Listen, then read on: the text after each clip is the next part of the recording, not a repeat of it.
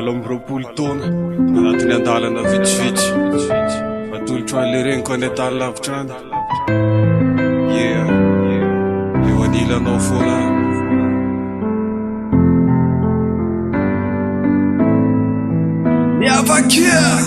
nanomboka tamintsika dia nitoy tamin'ny tomany fifoazany maraina lasa feno ho hafanana. Rehefa iny aho nandefa nitabatabako voalohany tsy ombotratra ny hafaliana satria izany ny matoany. Nitony fiainana teny niaraka tamin'ny fiafiana niady rery nitety andreo alina mangina. Izy sy nitarainany tamin'iza fa niafiny reo adiny mangina zay avy amin'ny fahosako satria nanan'olona teo amin'ny fitaovam-pisy foko nandaniny hery nandaniny rondoa.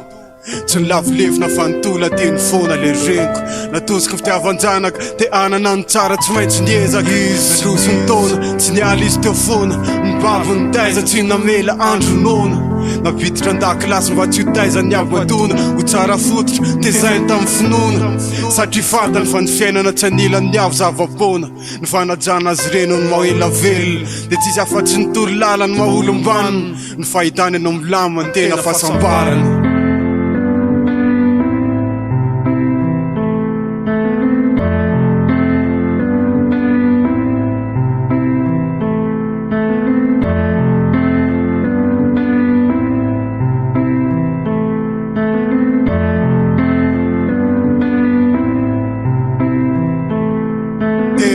Izy ny tantana, izy ny voalovitiavana tsy namelanao irery tsy nanary amin'ny sarotra zanakatiana ny tsitsitsiana rotsakazo ny azo ny fitiavany rehetra ny zarainy samy nahazo nitombo ny taona ny alehibe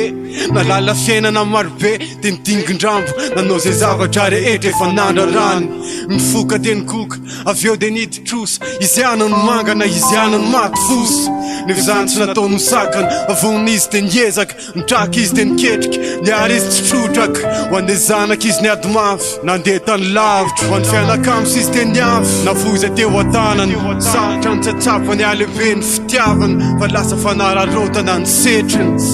mama ifonako retitrako ialako tsiny zay ratsy rehetra vitako valo amby roapolo taona tokoa mantsy ny tena nefa hatramin'izao mbola tsy hita ho antenaina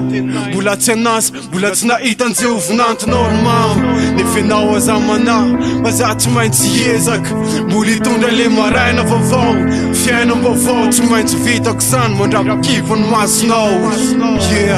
mandrapakipo ny masonao ho an'le renitiko tsy foko.